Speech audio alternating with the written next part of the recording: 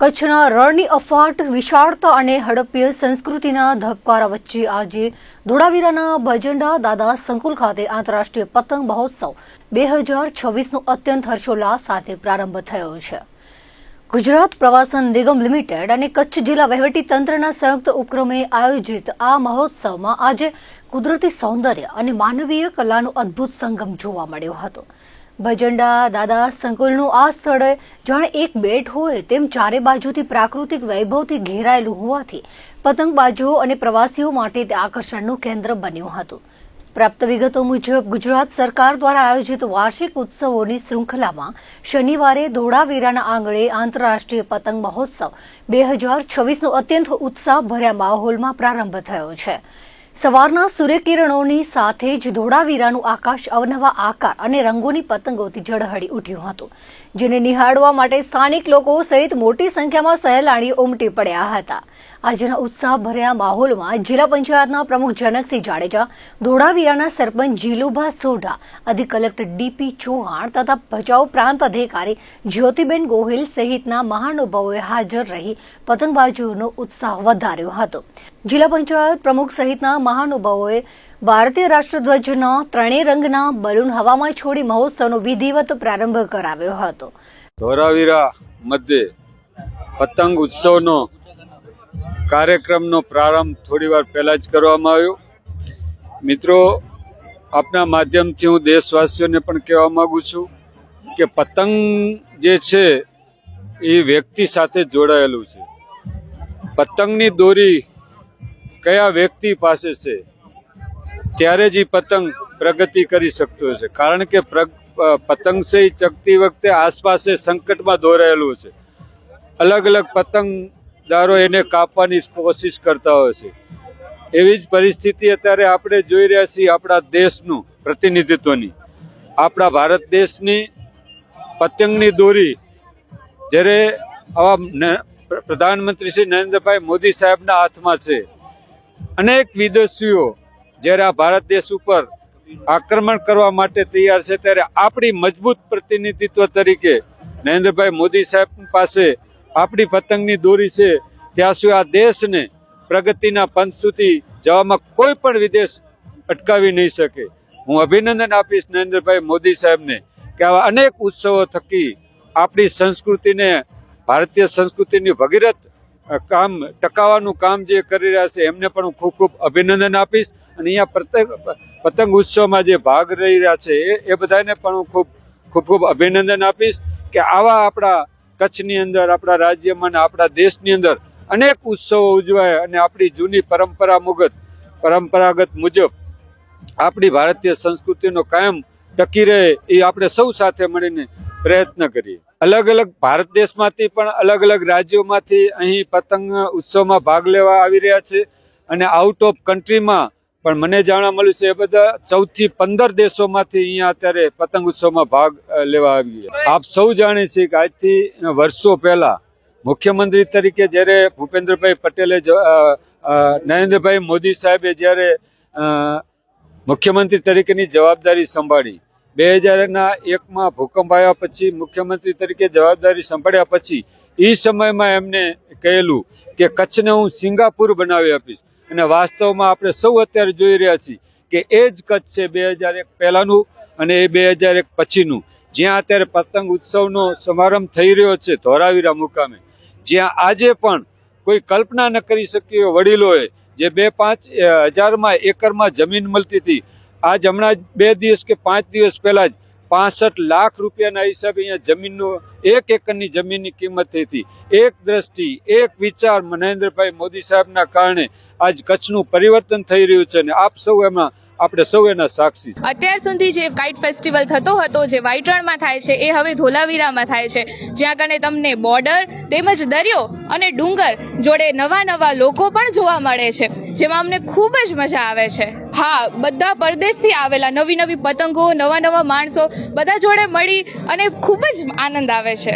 હું અહીંયા kite festival ધોળાવીરામાં આવ્યો છું અને આ છેવાડાનું જે ગામ છે ધોળાવીરા, જ્યાં ઇન્ટરનેશનલ કાઇટ ફેસ્ટિવલ 2026 થઈ રહ્યો છે અને જે દર વખતે રણોત્સવમાં થાય છે એની જગ્યા અહીંયા થયો છે.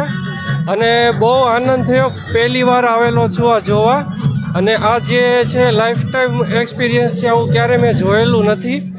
વન ટાઈમ એક્સપિરિયન્સ છે જે ક્યારેય મને લાઈફમાં અનુભવ થયેલો નથી, અને મસ્ટ વિઝિટ જગ્યા છે, અને ખૂબ ખુશ છું આજે હું.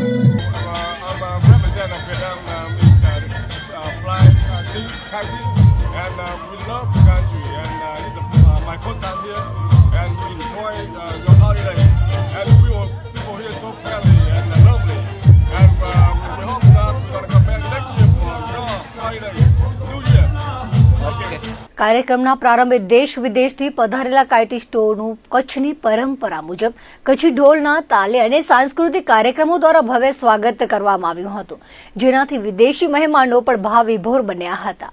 આ મહોત્સવમાં વિશ્વના 18 દેશોના 45 પતંગબાજો અને ભારતના 7 વિવિધ રાજ્યોના 23 પતંગબાજોએ ભાગ લઈ ધોળાવીરાના આકાશને પતંગોની રંગોળીથી સજાવી દીધું હતું.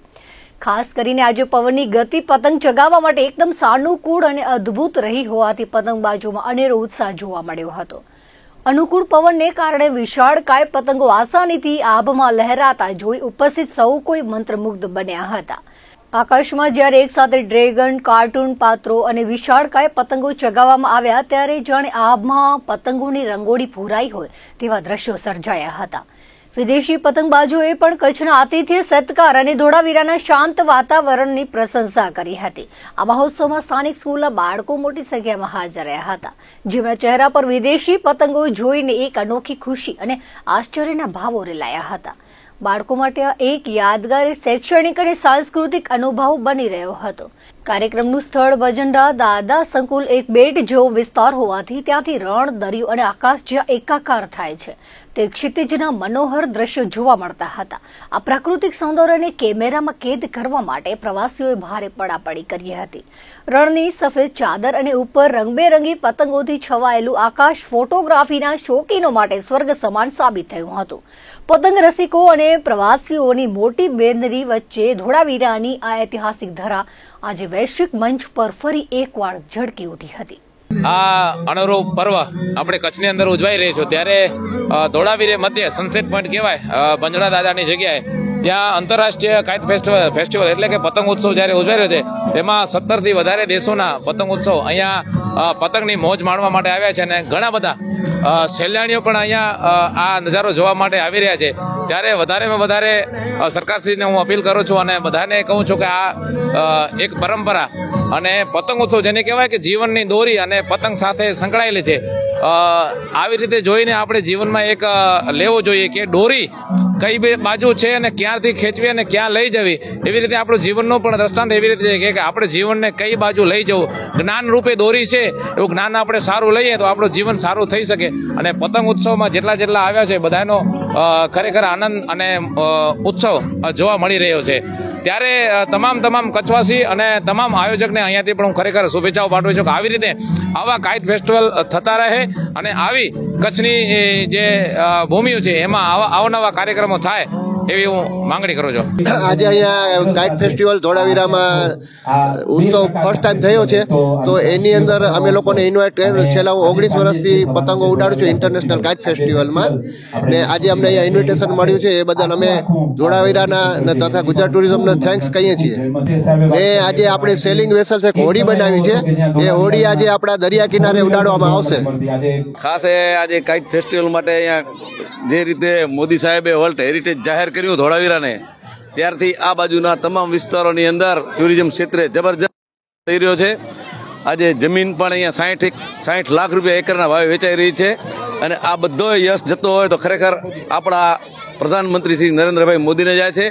આજે આંતરરાષ્ટ્રીય ફેસ્ટિવલ અહીંયા યોજાયો છે, એની અંદર લગભગ 17 દેશોના અલગ અલગ પતંગ ઉત્સવ ઉજવવા માટે લોકો પધાર્યા છે. બહારથી વિદેશમાંથી પણ અહીં પધાર્યા છે. અને આજે નજારો આપ જોઈ રહ્યા છો કે ધોળાવીરાની અંદર પણ એક ટુરિઝમ ક્ષેત્રે આજે હજારો માણસો આ ભાંજરા બેટ ઉપર પતંગ ફેસ્ટિવલ ઉજવવા માટે પધાર્યા છે. અને આ વિસ્તારનો જબરજસ્ત વિકાસ થવાનો છે, એમાં કોઈ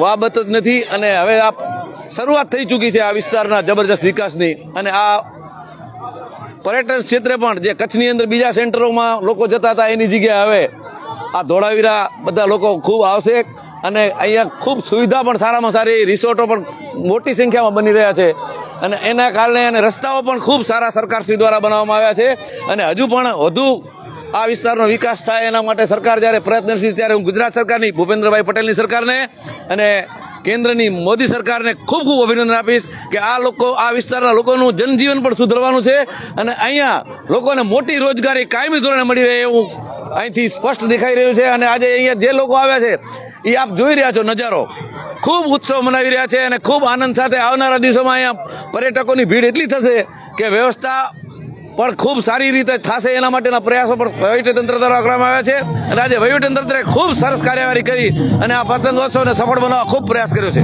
I enjoy to this kite festival and this is the beautiful party. Thank you, Gujarat. ખબર પડી એટલે આવ્યા છીએ. બહુ સારામાં સારું કરેલો છે ફેસ્ટિવલ અને પૂરું ફેમિલી આવેલા. સવારના 5 વાગે નીકળેલા ફેસ્ટિવલ જોવા માટે. અને કલેક્ટર, બધી સુવિધા બહુ સારી છે. બધા દેશ વિદેશના બધા કલાકારો આવેલા છે પતંગ ઉત્સવ માટે. અમને પણ ખબર પડી એટલે અમે પણ આવેલા અહીંયા. બાકી બહુ સરસ કરેલું છે. I am from Tunisia. This is my first participate in the international kite in Gujarat. I am very happy and very excited. Thank you very much. From Argentine. We are kite team, Ariel, Dardo, Mariel, Pilar. We are from Argentine. Our kite team is Contraviento. We are so happy to stay here in Gujarat, in Dholavira. It's a beautiful place. Gujarat is a good, is a good people and it's a nice city. Beautiful city and beautiful people. We are flying kite with the heart. One sky, one world, one family.